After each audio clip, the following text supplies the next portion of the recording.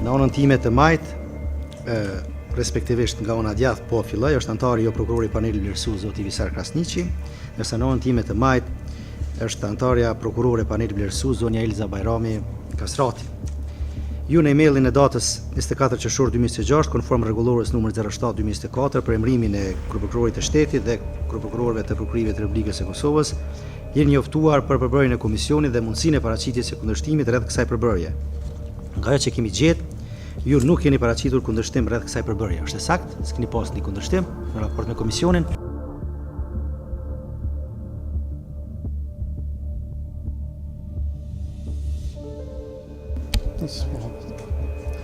Nuk kam brejtje ndaj komisionit.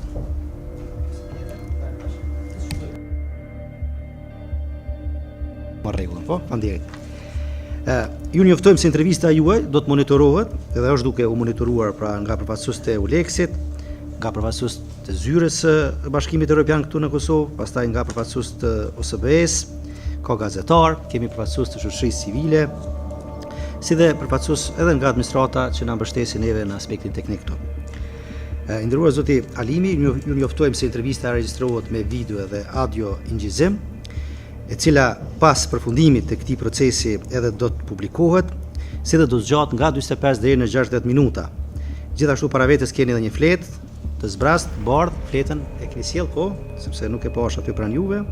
dhe nëse ju duhet që të mbani pra shënime.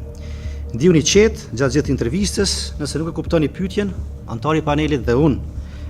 mund ta përsërisim atë varësisht nga nevoja juaj pra. Të gjithë antarët e panelit vlerësues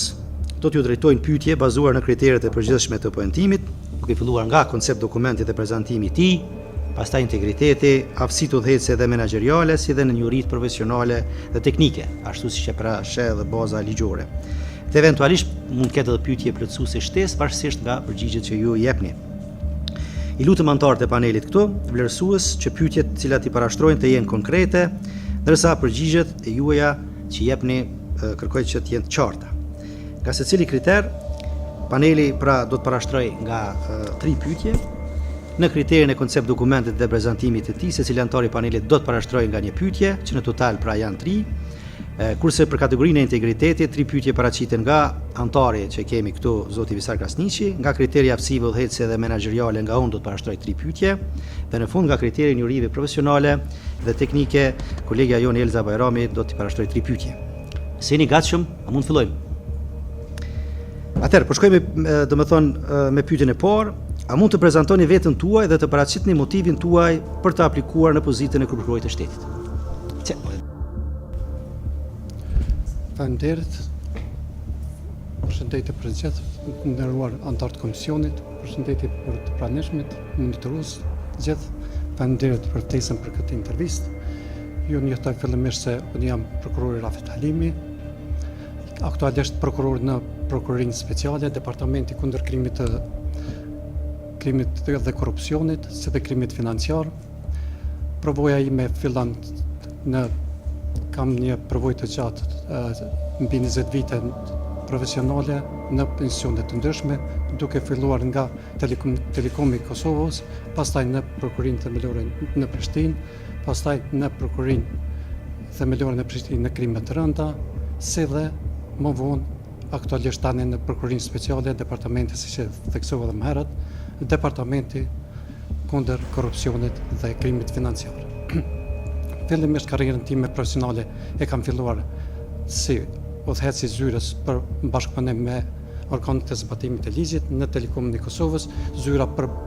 zbatimin e urdhëresave ligjore që ka të bëjë me mosat e veçanta të vëzhgimit dhe të hetimit në atë kohë. Zakonisht kemi pas kontakte me policinë e Kosovës, prokurorinë dhe gjykatat, po ashtu edhe bashkëpunimi ka qenë edhe sa i përket zbatimit të urdhëresave të misionit të Bashkimit Evropian në Kosovë EULEX. Pastaj, nga viti 2009 deri në vitin 2014, kam filluar edhe si menaxher për çështje ligjore, duke përfaqësuar institucione ndërmarrjen publike në institucione të ndryshme administrative, po ashtu edhe duke udhëhequr një grup të madh të rrezëve, diku rreth 200 punojës në zyrën për çështje ligjore, duke përfaqësuar lanë të ndryshme në tërë territorin e Republikës së Kosovës. Po ashtu, në të njëjtën kohë kam qenë edhe si zyrtar ndërlidhës sa i përket zbatimit të projektit të USAID-it SET për përmbarimin e të gjitha lëndëve vendimeve gjyqësore, si dhe për inkasimin e të gjitha llojeve të borxheve të ndërmarrë publike. Gjatë kësaj kohe, po ashtu kam qenë edhe kryetari komisionit disiplinor, ku kam trajtuar raste ndryshme të komisionit disiplinore. Vlen të theksohet se në prokurorinë speciale tashmë jam pikë e kontaktit për bashkëpunim juridik ndërkombëtar për çështje ligjore, sa i përket rasteve, po ashtu jam duke i trajtuar gjitha ekstradimet që lidhen me elemente ndërkombëtar, si dhe jam edhe antar i grupit për projektin Western Balkan Criminal Justice, si dhe tani kohëve të fundit jam edhe në lidhje sa i përket edhe me El Pacto, një organizatë e cila jep asistencë për krimin e organizuar transnacional me Amerikën Latine. Sa i përket provojës, kam kryer, sa i përket edukimit, kam kryer fakultetin në Universitetin e Prishtinës, po ashtu kam kryer edhe magjistraturën në programin master drejtimin civil juridik. Më vonë në vitin 2016-2017 kam kryer programin master në Karolinën e Veriut në programin penal në Wake Forest University. Po ashtu jam edhe duke në përfundim të studime sa i përket të drejtës së Bashkimit Evropian në Institutin për Studime Juridike. Gjatë kësaj kohe kam kryer një varg trajnimesh në SBA, po ashtu pothuajse në gjitha shtetet e Bashkimit Evropian, ku vlen të theksohet edhe trajnimet kryesore sa i përket edhe me organet e zbatimit ligjit, si dhe me FBI në Budapest, po ashtu edhe në Francë në shkollën për prokuror në Paris.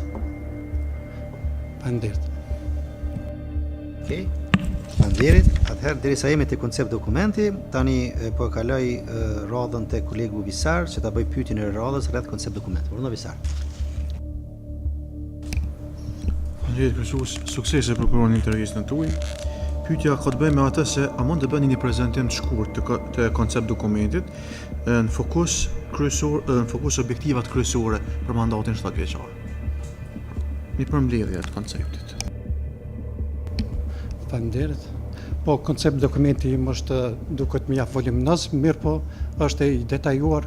ku nga vizioni, fillimi si vizion për çdo pikë është i përcaktuar, qëllimet që duhet të arrihen, po ashtu duke paraqitur edhe fillimisht motivin që më ka shtyr, duke marrë parasysh provojën time në presione mbi 20 vite, po ashtu duke paraqitur edhe provojën time në të gjitha instancat e prokurorit të shtetit, si dhe të gjitha të thënë sa i përket udhëheqjes edhe me menaxhimet që kam bërë për 10 vite në institucionet e Republikës Kosovës. Pastaj kam paraqitur të gjitha të thënë sa i përket integritetit profesional dhe personal, si dhe motivet të cilat më kanë shtyr të vi deri këtu. Po ashtu kam paraqitur edhe rastet të cilat i kam përfaqësuar, i kam ndjekur, rastet me tjetra raste voluminoze të cilat kam pasur ndikim edhe në shoqëri në këtë kohë. Po ashtu kam paraqitur edhe 24 rekomandime në mënyrë të detajzuar, të cilat mund në çdo kohë, në çdo rast mund të imbroj dhe të paraqes vizionin, po ashtu edhe implementimin e tyre, si dhe zbatimin, si dhe mënyrën e zbatimit të tyre. Nga këtu kam paraqitur edhe të dhëna sa i përket mbrojtjes së integritetit, si dhe pavarësisë së gjyqësorit. Po ashtu edhe qasjen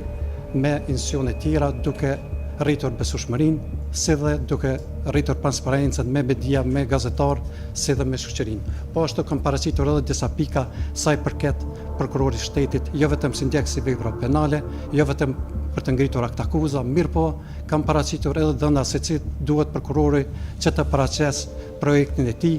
për parandalimin e veprave penale, sidomos të veprave penale kundër të miturve dhe kundër dhunës në familje.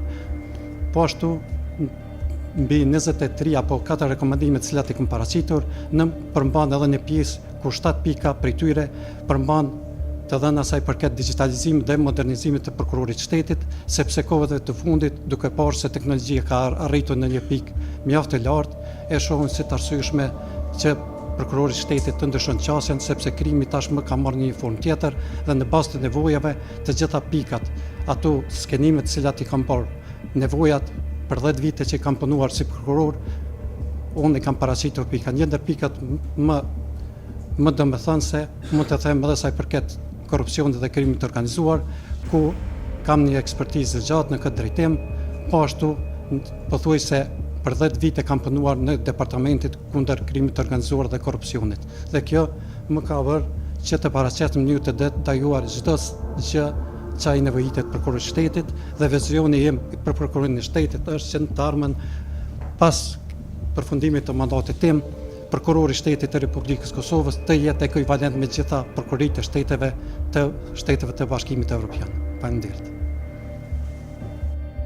Faleminderit të Alimi, faleminderit Visar për pyetjen. Tani fjalën po kaloj te zonja Elza që të parashtroj pyetjen, domethënë për rrollës sa i përket kësaj kategorie. Faleminderit kryesues, atëherë fillimisht suksesa. Pyetja nga kjo kategori, në bazë të vizionit tuaj të paraqitur në koncept dokument, cilat do të ishin disa nga veprimet e para që do të ndërmerrnit si kryeprokuror i shtetit? Unë, si që theksova dhe më herët, kam paraqitur një varg të pikave, rekomandimeve dhe zbatimet që do t'i marrë. Mirë po, një ndër pikat e para do t'jetë efektet cilat është një që ka të bëj lidhjen mes prokurorit dhe policisë, ku kemi parë shumë defekte sa i përket koordinimit, dhe nga ky mos koordinim i mjaftueshëm, sepse shpesh herë policia mund të veprojë pa autorizim edhe të prokurorit të mjaftueshëm, mirë po nga ana tjetër kemi edhe prokuror që nuk jep autorizime të qarta ndaj policisë, dhe kjo më vonë ka shkaktuar pasoja edhe gjatë procedurës penale dhe shqyrtimeve gjyqësore në gjykatë. Një ndër pikat e para është kujdestaria, e cila asnjëherë nuk është dhënë rëndësi kujdestarisë, dhe nga mos jepja e rëndësisë së kohës së kujdestarisë shkakton pasoja të mëdha, sepse qysh në start prokurori i shtetit ngarkohet me shumë lëndë të cilat nuk kanë të bëjnë me çështje penale. Kemi raste kur gjatë procedurës në departament të përgjithshëm apo krim të rënda mund të kemi çështje sa i përket kontesteve të punës, kontesteve civile apo kontesteve të çështjeve administrative, e që në start është dashur që prokurori të jap udhëzime të qarta se ato nuk kanë të bëjnë me çështje penale, sepse rritin numrin e madh dhe të panevojshëm të lëndëve në prokurori, pastaj duhet të procedohet me hudhje të kallëzimeve penale apo veprime të tjera, apo ndërmarrjen e autorizime shumë të panevojshme, gjë që rritet edhe vëllimi shumë i panevojshëm i çështjeve. Në këtë rast kam paraparë edhe digjitalizimin, ku po marrim shembull sa i përket shumë çështjeve, mund të ketë keqkuptime, komunikime përmes linjës telefonike. Unë kam paraqitur një platformë i cili do të vendoset në çdo prokurori themelore dhe prokurori speciale, e cila do të ingjizohet çdo bisedë mes prokurorit dhe hetuesit i cili paraqitet nga vendi i ngjarjes. Në këtë projekt kam paraparë që të parashihet një platformë statike e cila ingjizohet dhe gjitha të dhënat e personit kontaktues, po ashtu të jesin në arkiv për të dhënat dhe autorizimet cilat jepen në këtë rast. Po ashtu, pika tjetër është të rastet e korrupsionit, krimit të organizuar dhe të rastet që kanë influencë shumë të madhe në shoqëri. Pika e parë do të kërkoj edhe kryeprokurorit të prokurisë së apelit që në rastat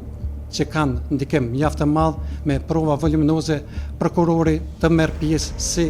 në bashkë me prokurorin e apelit në çështje sa i përket në gjykatën e shkallës së dytë, kur të hapet shqyrtimi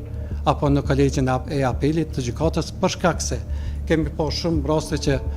prokuroria e apelit nuk ka pas mundësi për shkak të numrit të vogël të prokurorëve, është vështirë që të prezantohet dhe është vështirë prokurori i apelit ta kuptojë në lëndë për pak javë. Mirë po në anën tjetër kemi mbrojtësin dhe të panderën të cilat kanë njohuri për të gjitha provat, dhe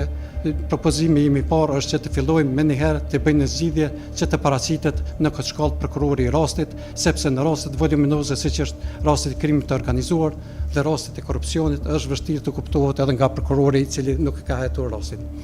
Pikë tjetër është një ndër pikat kryesore është edhe digitalizimi dhe modernizimi, sa i përket në qysh në ditët e para do të fillojmë me platformën Speech to Text, e cila është e vështirë për të zbatuar që në fillim, mirë po do të fillojmë një pilot projekt, për shkak se duke pas parasysh që kodi i procedurës penale në kohët të fundit ka ndryshuar në vitin 2023, duhet të merret shumë në pyetje shumë të pandehur dhe dëshmitar, dhe kjo ka një kost dhe një kohë merr kohë shumë të madhe. unë do të propozoj me njëherë që të fillojmë projektin ashtu që është edhe në prokurorin speciale tashmë, që të ingjizohet biseda dhe të transferohet drejt për drejt në tekst dhe e shkurton kohën e prokurorit për 50% me njëherë. Pikë tjetër, pikë tjetër është edhe projekti i saj përket digitalizimit, open source intelligent që e kam propozu, që është duke zbatuar sidomos në Kaliforni, në Shtetet e Bashkuara të Amerikës, si dhe në Angli, edhe në disa shtetet e Evropës, kur tashmë krimi ka marrë formën, ka ndryshuar qasjen dhe unë kam propozuar e kam pasit nevojshme, por edhe të domosdoshme që ne prokurorit të ketë qasje për të marrë informatat e para dhe për të adaptuar me gjitha të dhënat saj përket këtij. Pastaj, në bazë të informatave të cilat merren, do të pajisëm në bazë të kërkesave dhe urdhave të cilat do t'i lëshon prokurori dhe mendoj që të jap sidomos në rastet e krimit të organizuar dhe korrupsionit, do të kem shumë më të lehtë prokurorit të ndërmerr veprime. Faleminderit. Faleminderit për përgjigjet. Atëherë vazhdojmë me pyetjet nga pjesa që ka të bëjë me integritetin, siç thash edhe në fillim të kësaj interviste. Për këtë pjesë pyetjet do t'i parashtroj kolegu Visar. Urdhëro Visar, fjala për ju. Faleminderit. Atëherë pyetja parë është pyetje standarde që ka përcaktuar Zusi për panelin vlerësues dhe ka të bëjë me atë a ka ndonjë gjë në jetën tuaj personale apo profesionale, qoftë edhe nga e kaluara apo sipas njerive tuaja, a është dikush nga familja apo miqtë tuaj që nëse do të bëhen një orë për publikun e gjerman t'ju sjell ju apo sistemin prokurorial në një situatë mos respektimit ose të vënë në dyshim integritetin, autoritetin apo qëndrimin tuaj si prokuror? Faleminderit. Sa i përket integritetit profesional dhe personal, me plot përgjegjësi pare jush, që gjithmonë do të mbështetem te e kaluara, kur në asnjë rast, as nga pikpamja familjare dhe personale dhe profesionale nuk mund të vënd integritetin tim në mëdyshi asnjëherë. Sepse gjithmonë kam vepruar duke u bazuar në parimet kushtetuese ligjore dhe duke në parimet morale të ndershmërisë dhe të integritetit personal. Në këto, sa i përket integritetit, për këto 12 vite sa jam prokuror, po edhe më herët ku kam qenë në institucione tjera, kam treguar integritet, si në vendin me kolegë, po ashtu edhe me palët, cilit i kam trajtuar, ku edhe kam punuar me një staf shumë të madh, kam pasur në menaxhim një numër të madh të punëtorëve, sa i përket edhe ndërmarrjes ku kam qenë, mirë po asnjëherë jo vetëm ndaj meje, por as ndonjë sa i përket sektorit të cilit kam të hequr, nuk kam pasur asnjë vërejtje si nga ato vendore dhe ndërkombëtare. Faleminderit shumë. Pyetja e dytë është cilat i konsideroni rreziqet kryesore që cënojnë integritetin e sistemit prokuroral në Kosovë dhe cilat sipas jush janë dobësitë aktuale të mekanizmave për parandalimin e kësaj çështje dhe adresimin e tyre. Nëse ki qarta përsëri. Cilat i konsideroni rreziqet kryesore që cënojnë integritetin e sistemit prokuroral dhe cilat janë sipas jush dobësitë aktuale të mekanizmave për parandalimin e kësaj çështje dhe në adresim të tyre. Rreziqet më të mëdha sa i përket integritetit janë rreziqet që vijnë nga subjekte të tjera që kanë të bëjnë me sulmet e cilat e kanë një qëllim caktuar prej grupeve të interesit apo prej interesave politike të përditshme apo që kanë një qëllim për të arritur një qëllim i cili konsiderohet i kundërligjshëm, duke u përpjekur që të diskreditojnë punën e prokurorit dhe që të kenë parasysh që mund asnjëherë prokurori të ndalet nga hetimi ndaj tyre, mirë po gjatë krejt karrierës time asnjëherë nuk jam dolur dhe nuk jam dorëzuar sa i përket këtyre veprimeve. Mirë po mund të ketë gjatë përditshmërisë, mund të ketë komentime të ndryshme, mund të ketë mendime të ndryshme, po ashtu edhe shkrime të ndryshme, mirë po gjithmonë duke qenë se jetojmë në një shoqëri demokratike, atëherë duhet të japet të drejtat që të bëjnë versime edhe subjekte të tjera ndaj punës së prokurorit shtetit, derisa nuk e cënojnë të veprimin e prokurorit shtetit pas ligjit për të ndërmarrë veprime në raste caktuara. Faleminderit dhe pyetja e tretë dhe e fundit nga kjo kategori. Nga provuja juaj, çfarë mendon ku qëndron dallimi ndërmjet respektimit formal të ligjit dhe veprimit në përputhje me standardet e integritetit prokurorial dhe mundësisht me një shembull praktik. Në jetën e përditshme, çdo prokuror ka për obligim që të respektojë të gjitha aktet që kanë të bëjnë me integritetin dhe kodin etikës, mirë po është dallim më i madh në mes asaj të cilën e ka obligim dhe të cilën ai vepron në jetën e përditshme, duke qenë se ne kemi një përgjegjësi mjaft të madhe, si në jetën publike, ashtu edhe në jetën private, duhet që në çdo moment të harrojmë integritetin tonë, ku unë kam shumë shembuj në raste të caktuara që ka pasur tendenca për ndikime apo ushtrime në mënyrë indirekte, mirë po asnjëherë nuk kam rënë desh, por gjithmonë e kam respektuar duke u sjellur me ndershmëri dhe përgjegjësi sa i përket rasteve të cilat kam pasur. Duhet të theksoj se gjatë punës time në organet e zbatimit të ligjit kur kam punuar, si u thëhet si zyrës për zbatimin e kërkesave ligjore, ku janë trajtuar shumë raste të përgjigjeve telekomunikime, gjithmonë nga hierarkia ku kam punuar ka pas tendenca për raportim sa i përket privatësisë apo kërkesave, mirë po asnjëherë nuk kam lejuar përveç raportimit të përgjegjësisë administrative. Kjo tregon shumë qartë integritetin këtë rast konkret. Po ashtu, mund ta marr edhe si shembull kur unë kam punuar edhe më herët në Post Telekomin e Kosovës, edhe për të treguar integritetin, kam treguar me veprime konkrete, ku në raste kur ka pas dyshime për të ndërtëndshëm, kam arrestuar një pjesë të drejtorëve të kësaj ndërmarrje, ku edhe pse kam punuar ato, sot jam paralizit dhe pjesë atyre më e madhe kam pranuar fajsinë. Kjo që tregon, po ashtu kam pasur edhe shumë raste me kolegë nga Policia e Kosovës që kam punuar, mirë po ka ardhur raste që është dashur që të marr veprim edhe vendim për arrestimin e tyre. Faleminderit. Faleminderit, zotëri Alimi. Ne gradualisht tani po ecim tutje, veç përfunduam me pjesën e pyetjeve që kanë të bëjnë me integritetin. Tani do të shkojmë të i parashtrojmë disa pyetje që me kohë jemi në rregull, jemi mirë. Kështu që do të vazhdojmë me disa pyetje që kanë të bëjnë me aftësitë udhëhecëse dhe menaxheriale. Pyetja ime e parë, sepse siç thashë në fillim këto pyetje do t'i parashtroj unë. Pyetja ime e parë në këtë kategori është: nëse zgjidhni kryeprokuror i shtetit, cilat do të jenë 3 prioritetet tuaja kryesore gjatë vitit të parë të mandatit dhe si do ta matni suksesin e tyre? A keni qartë pyetje? Si prokuror, qysh në ditët e para, do të kërkoj dhe analizoj sidomos të dhënat statistikore, edhe pse kam të dhënat të mjaftueshme, mirë po nga pikpamja e pozitës që cilën mbaj, me njëherë do të ndërmarr veprime që të skenohen të gjitha aktgjykimet dhe të analizohen, të formohen grupet punuese dhe të shihet se ku është problemi sa i përket rasteve të korrupsionit dhe krimit të organizuar. Dhe nga kjo do të nxjerrim rekomandime se si të veprojmë më tutje në të gjitha rastet ku janë lëshimet dhe përgjegjësitë të cilat do ndërmerren ndaj prokurorëve të cilët kanë bënë lëshime. Mirë po nuk do të ketë qëllimin për ndonjë përgjegjësi të menjëhershme, mirë po qëllimi është për të dhënë rekomandime qysh në ditët e para deri në fund të vitit do të ndërmarrim veprime që të kemi në rezultat të theksuar sa i përket këtyre rasteve. Po ashtu një pikë tjetër më rëndësi është edhe sa i përket rasteve që kanë të bëjnë me kthimin e të gjitha rasteve që janë kthyer nga Prokuroria e Apelit, sepse nga formimi dhe marrja e kompetencës së Prokurorisë së Apelit, Prokuroria e Apelit ka dhënë rekomandime të ndryshme dhe shumë, domethënë se duke kthyer lëndët me ankesa dhe në këtë rast do të shqyrtohet gjitha pikat se ku ngec dhe ku është problemi, pse është numër kaq i madh i lëndëve të cilat janë kthyer te prokurorët dhe duhet pika tjetër është takimi me kryeprokurorët, gjitha prokuroritë themelore, sepse nuk ka kuptim numri 40 deri në 50% të lëndëve të kthyer nga apeli për raste të ndryshme që nuk përmbajnë arsyetime të mjaftueshme sa i përket aktvendime të prokurorëve përkatës dhe të shikojmë mundësinë se pse prokurori përkatës i prokurorisë së themelore kur ka nënshkruar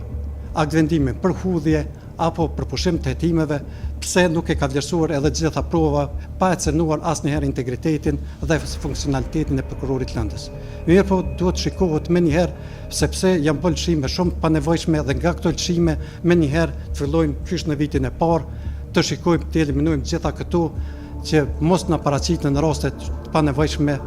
që për ta ngarkuar edhe Prokurorinë e Apelit për të kthyer lëndët shumë të panevojshme, sepse këto kthime po kanë konsekuenca të rënda për shkak se kthimi më njëhershëm duhet më njëherë nga prokurori përkatës të merr autorizim shtesë për kthimin e lëndëve në polici dhe policia duhet kohë shumë jo nuk kanë kohë të mjaftueshme, mirë po duhet ndërmarrim veprime voluminoze të cilat është dashur të ndërmerren qysh më herët. Faleminderit. Faleminderit, vazhdojmë me pyetjen e dytë. Nëse nga raportet e brendshme do të rezultonte se disa prokurori kanë performancë më të ulët në krahasim me disa prokurori të tjera për një periudhë kohore, cilat masa menaxheriale do të ndërmerrnit për t'i adresuar situatën duke ruajtur pavarësinë funksionale të prokurorëve?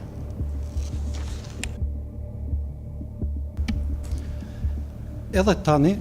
duke shikuar raportin e punës të vitit 2025, kemi pasur se ka shumë mangësi edhe disproporcion mes lëndëve të kryer dhe qasjes së prokurorëve të ndryshëm. Unë për këtë çështje fillimisht për të unifikuar këtë praktikë, sa i përket çështjes së funksionalitetit pacionore edhe punën e prokurorit, kam propozuar edhe bibliotekën digjitale ku do të paraqiten të gjitha dhënat nëse një prokuror me përvojë mjaft të lartë mund të paraqesëm edhe si projekt i cili nuk nevojitet shumë koste e lartë, duke paraqitur program share folder ku do të kenë qasje gjithë prokurorët dhe do të shohin unifikimin dhe efikasitetin e ndonjë prokurori i cili ju ka qasë ndonjë lëndë me një metodë shumë më profesionale e cila ka pas rezultat dhe tashmë duhet të marrim provojë nga kjo. Gjithmonë duke pas këto mangësi të cilat paraqiten, menjëherë do të thirret kryeprokurori i asaj prokurorie edhe të shikohet duke të pyetet se ku janë defektet dhe të na japet arsyetimet pse me numër kaq të madh prokurorëve janë trajtuar numër kaq i të lëndëve, se dhe duhet të parë a ka pasur përveç efikasitetit, a ka pas edhe raste të tjera sa i përket efektivitetit. Po shkojmë në pyetjen e tretë nga kjo kategori. Nëse gjatë mandatit tuaj ndodh një rast me interes të lartë publik, që shoqërohet me kritika ndaj sistemit prokurial dhe humbje të besimit të publikut, si do ta udhëheqnit institucionin në atë situatë dhe cilat do të ishin veprimet tuaja të para? Së pari, duke qenë se siç e theksova, jetojmë në një shoqëri që mendoj demokratike, duhet pasur të bëjmë ndarjen sa i përket kritikave publike, raporteve të ndryshme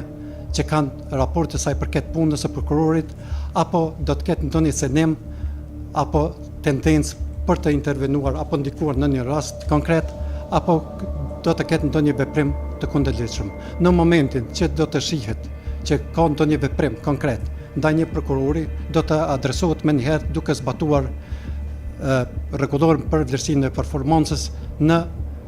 sa i përket intervenimit të jashtëzakonshëm, duke shikuar se ku është problemi, ose do të zbatoj kompetencat e mia sa i përket llogaridhënies, duke kërkuar prej prokurorit çështjes me shkrim se ku ka ngecur çështja. Po ashtu duke parë pasqyr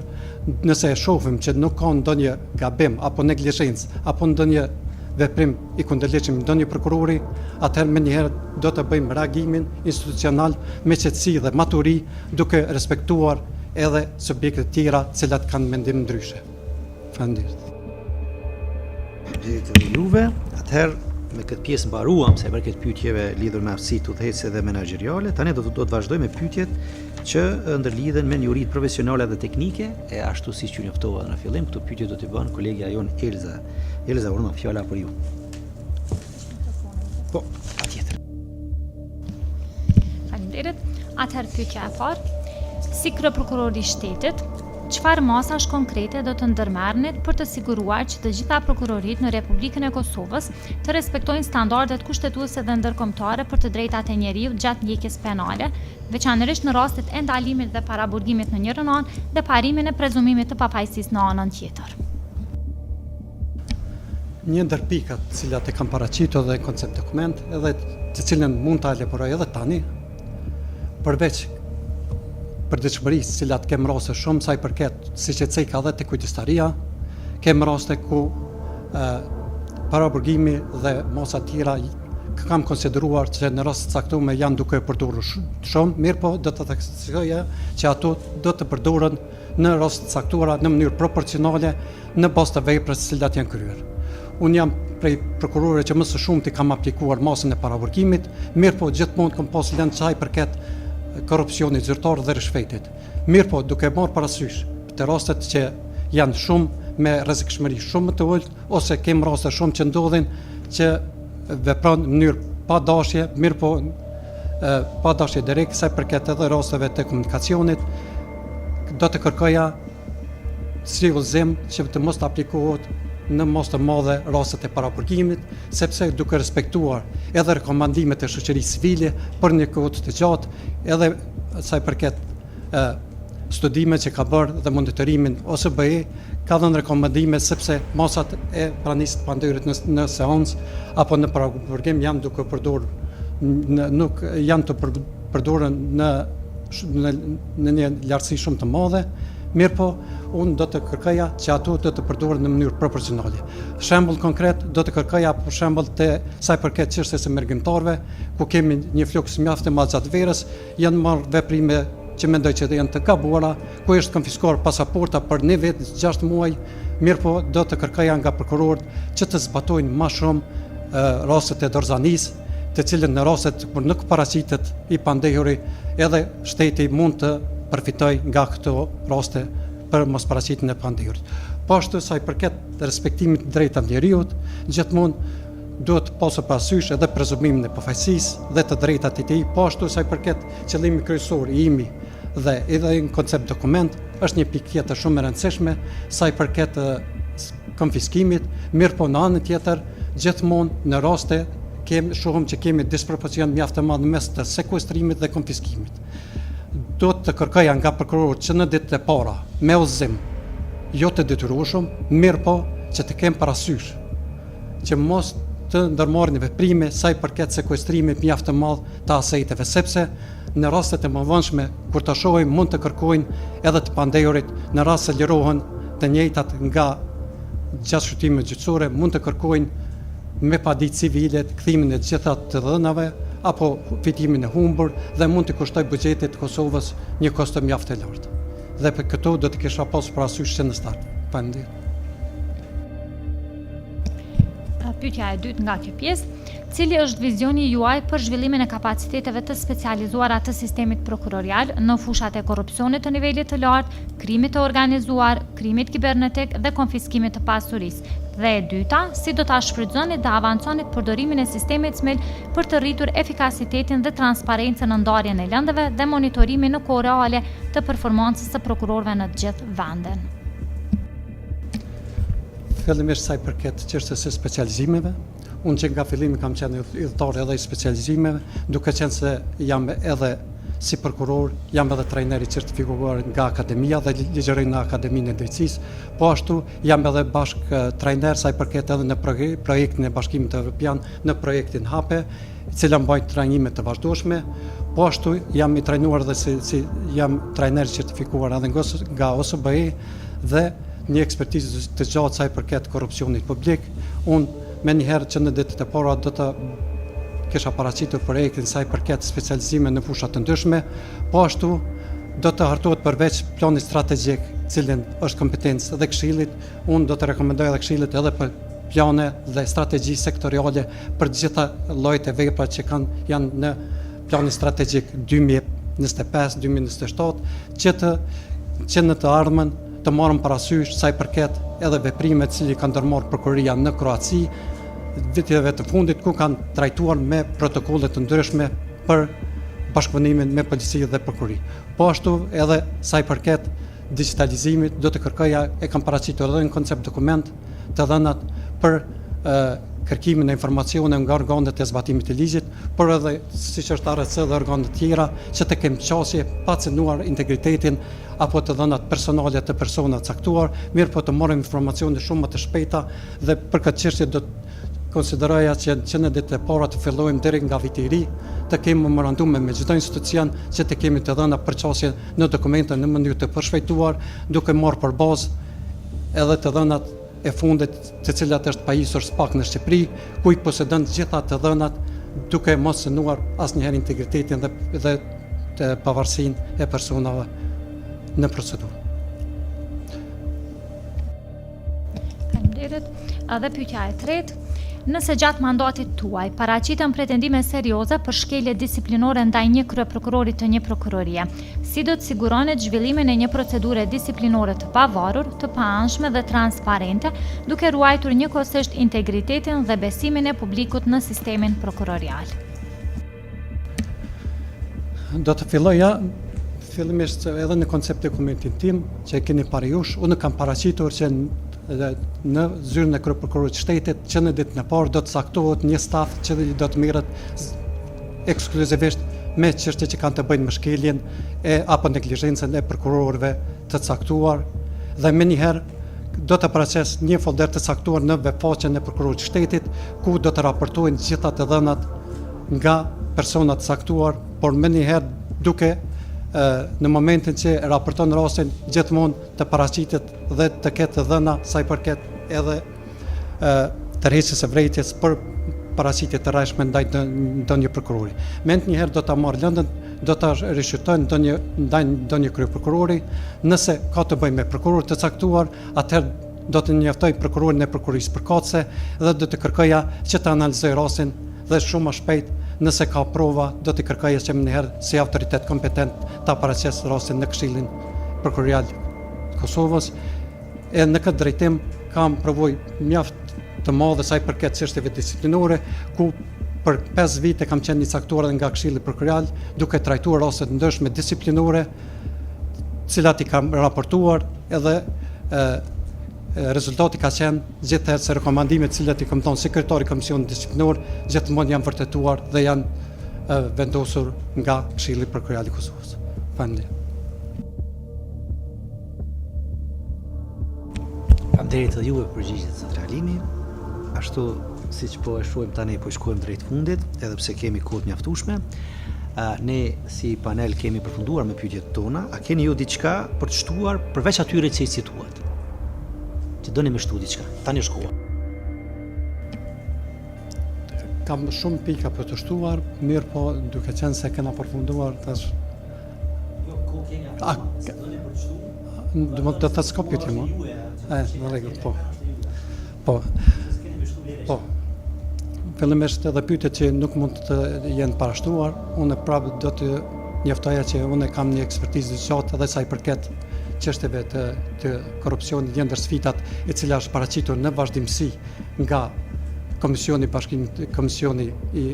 Bashkimit Evropian, sa i përket edhe fuqizimit të ligjit të qasjen në drejtësi, ku në mënyrë të vazhdueshme kemi probleme sa i përket luftimit të korrupsionit. Kjo është një ndër arsyet si prokurori i shtetit, po dhe kryeprokurori në të ardhmen, unë kam parë si mundësi që ta jap kontributin tim sa i përket projekteve të cilat i kam paraqitur këtu dhe do të mund të realizoj, po ashtu gjatë karrierës time profesionale dhe personale asnjëherë nuk kam pasur ndonjë vërejtje të paraqitur, por asnjëherë edhe sa i përket vlerësimit të performancës, gjithherë kam dalë me një performancë të vlerësuar nga eprorët e mi, një performancë mjaft të lartë edhe në shumë raste si i dalluar, ku edhe rastet e mia në shumicën prej tyre kanë qenë edhe raste mjaft voluminoze, ku do të theksoj edhe në shumë raste, se për shembull rastin e subvencioneve cila kanë qenë mbi 150 të arrestuar, ku 100 prej tyre tashmë veç janë me akt akuza, ku prej tyre deri më tani 55 prej tyre janë dënuar me vendim të formës së prerë, me mbi 100 vite burgim dhe duke është një veçanti e këtij rasti që duhet ta përmend, sepse në mënyrë vullnetare shumica prej të panderëve kanë dorëzuar mbi gjysmë milioni në policinë e Kosovës në mënyrë vullnetare duke i kthyer të gjitha mjetet. Po ashtu rasti ka pas jehon mjaft të madhe, sepse kemi pasur raste ku edhe në Ministrinë e Bujqësisë numri për shembull prej 20.000 veta që kanë aplikuar me rastin e ndërmarrjes së veprimeve tona, ka rënë numri të cilët janë tërhequr në mënyrë vullnetare, pa ndërmarrë veprime prokurorit shtetit, mirë po janë tërhequr dikon 3.000 apo 4.000 persona, gjë që ka jap rezultate sepse janë kursyer miliona euro sa i përket buxhetit të Kosovës. Po ashtu vlen të theksohet se ne kemi kërkuar edhe ministrive të saktuara që të ndërprejnë subvencionet dhe në ato raste ku kemi parasitur dhëna ku janë arrestuar persona të caktuar, janë ndërprerë gjysma e dhëna me miliona euro që kanë pasur për t'i marrë për pjesën e dytë të shërbime për vitin 2020-2021.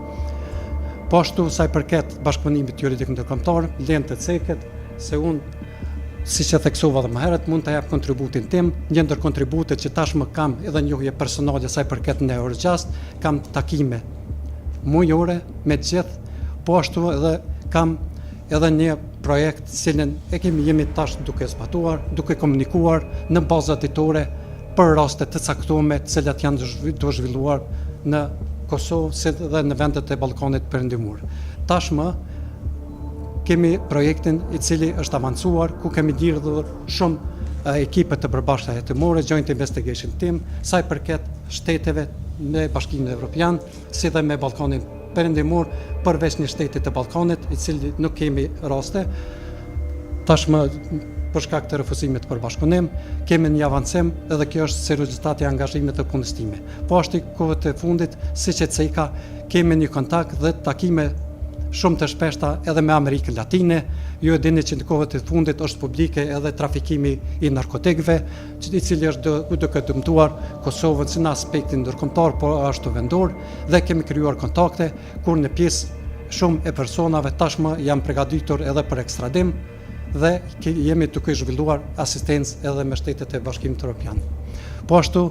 vlen të theksohet, kur kam qenë edhe koordinator me projektin e Bashkimit Evropian HAPE, ku kam dhënë një kontribut shumë të madh në trajnimin dhe specializimin e prokurorëve si në Kosovë, po ashtu duke zhvilluar vizita studimore edhe në vendet të tjera të Bashkimit Evropian. Vlen të theksohet edhe një çështje sa i përket llogaridhënies, sa i përket vlerësimit të prokurorëve, unë tashmë duke qenë se edhe jam edhe trajner në Akademinë e Drejtësisë, po ashtu edhe për një kohë të gjatë kam qenë edhe në institucione publike edhe sekretari i Komisionit Disiplinore, mendoj që së pari kam një përvojë në këtë çështje se si do të trajtohen çështjet sa i përket etikës dhe neglizhencës në punë, po ashtu mendoj që do të jem shembulli personal se si duhet të respektohet dhe të sillet çdo prokuror i shtetit. Në koncept dokumentin tim kam paraqitur një zotim që çdo 3 muaj do të takoj stafin e gjithë prokurorive tjera, edhe stafin, edhe prokurorët, edhe do të diskutojnë me të gjitha sfidat cilat paraqiten, sepse takimi personal do të jetë efektin e duhur edhe në efikasitetin, sepse kohët e fundit ne kemi pa që në vitin 2025 ka një rrëmje e punës së efikasitetit të prokurorisë në tërësi. Kështu që unë mendoj që duhet të marr veprime. Po ashtu një gjë që duhet të theksoj,